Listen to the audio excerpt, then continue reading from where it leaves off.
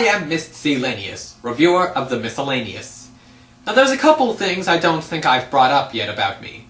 1, I have a passion for live theater. 2, I'm straight. Over the past few years, I've been a bit of a frequent theater-goer. Now another year has come and gone, and with it came several new shows. But which was the best? Care to find out? No. Too bad, we're finding out.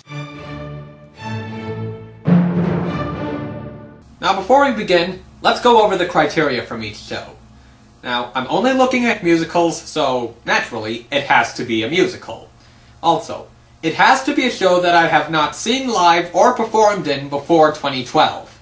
If I've only seen it on YouTube, it doesn't count. If I've only seen the movie, it doesn't count. Although I may use film footage if necessary. So with that out of the way, let's take a look. You pretty much get what you pay for with Seussical. A musical intertwining Dr. Seuss stories, so you pretty much know where to set your expectations. And you know what? It's not too bad. Characters are likable, and the music is actually pretty decent and memorable. So while it's obviously not for everyone, I'd say it's definitely worth seeing if you're interested. You may be pleasantly surprised.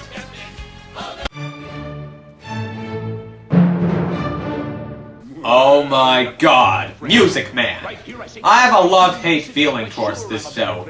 I'll explain hate first. When you play Charlie Cowell, you really start to notice its flaws.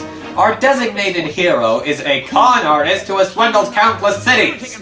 Our designated villain is a normal salesman who has suffered due to the hero's criminal acts, and in the end loses not only the battle, but also his job. See the problem? Also, I believe that not only did the author of this musical play favorites when it came to giving characters lines, but he also can't get the passage of time right! Calm down. Easy there.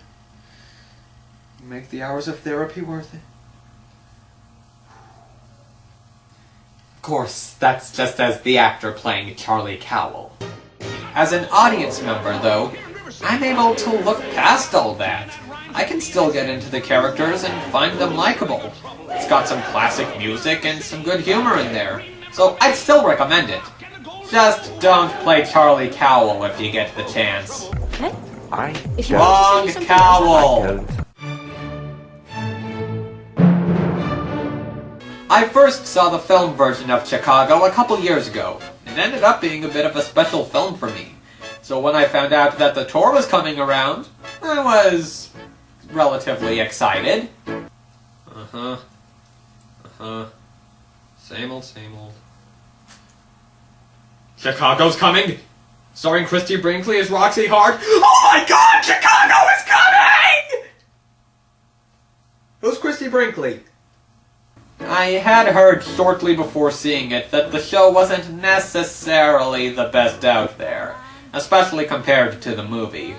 Naturally, I kept my hopes from getting too high. And then I saw it. I loved it.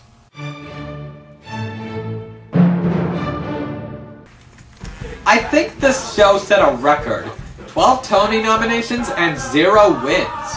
Of course, a lot of that probably involves its competitor, which I'll get into later.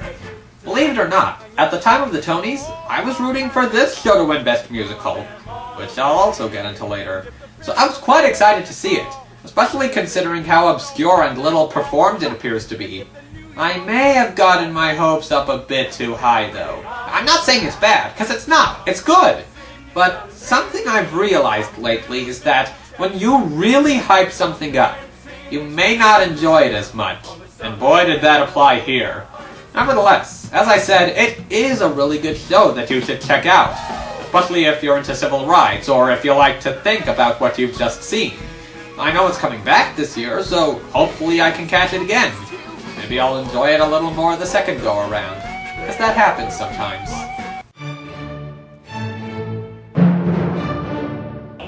Okay, this one is only here on a technicality. I did see a production in 2011, but that was the school edition, and this one wasn't, so there you have it. Let me get this out of the way now. It is good. It's got some great music, and I'd say it's deserving of its classic status. That said, it's not one of my favorites. I think it's really just a taste thing, seeing as I tend to be more into comedies, which this isn't. That and some of the characters aren't necessarily the best written. Looking at you, Cosette! But like I said, it is a classic, and it does deserve seeing. Now, with most shows that came before the 2000s, I can believe they came from their time. This is an exception. Maybe it's the subject matter, or just how the tour I saw was based on the 2010 revival, but it felt really modern. And that's great! It shows that this show can be timeless. It has a good story, good songs, great characters, and I love the scene near the end where everything starts to get resolved. I'll admit that the second act is better than the first, but the first act is still good. This was definitely a pleasant surprise, and I'm incredibly glad I saw it. Yeah, this show is a little bit, I don't want to say stupid, but once you accept that it's in its own little world, it's easier to get into. It's enjoyable with some nice tunes and humor. Not for everyone, but I like it enough. It was alright.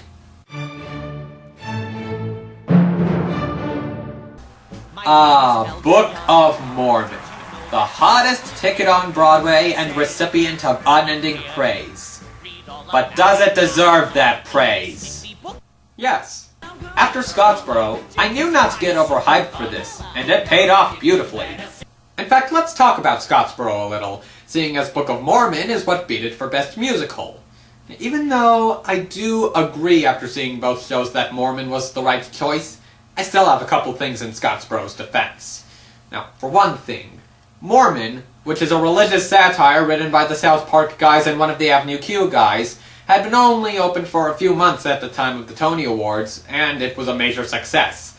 Scottsboro, on the other hand, which is a historical drama about civil rights, only lasted a couple months on Broadway, and by the time of the Tonys had been closed for about half a year, which probably aided in killing its chances.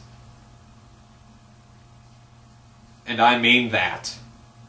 Also, I feel that Scottsboro has a much stronger ending.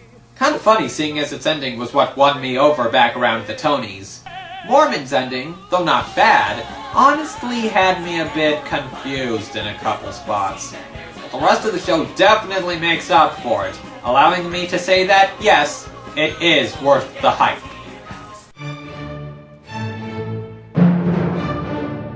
I went into Addams expecting anything. It could have been not that good to possibly one of my favorites. Though I wouldn't say it's the highest ranked, I'd still say it's a good one. And in the end, that's all that matters, that it's a good show that I enjoyed. From what I've read online, I feel that the revisions made for the tour definitely helped. I do feel, though, that the second act wasn't as good as the first act, but that doesn't ruin the show when the second act isn't bad. Though, does the show need another revision? Possibly, but they don't need to change the plot again. I think they've got that down.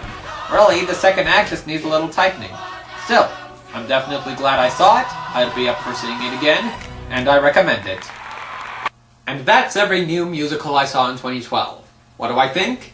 Well, before we announce the winner, let's review the nominees. There's no business like show business like no business I know. Everything about it is appealing. Everything that traffic will allow. Nowhere can you get that happy feeling when you are stealing that extra bow. There's no people like show people, they smile. And the best new musical of 2012 is... Chicago.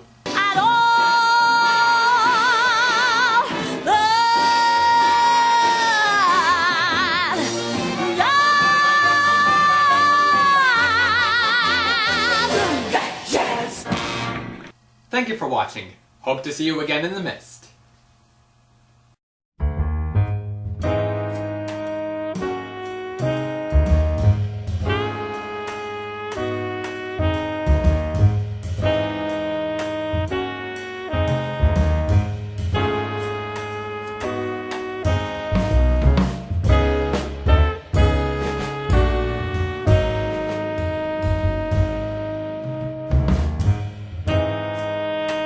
You're probably thinking, what could a fat, bald person of no specific sexuality know about love?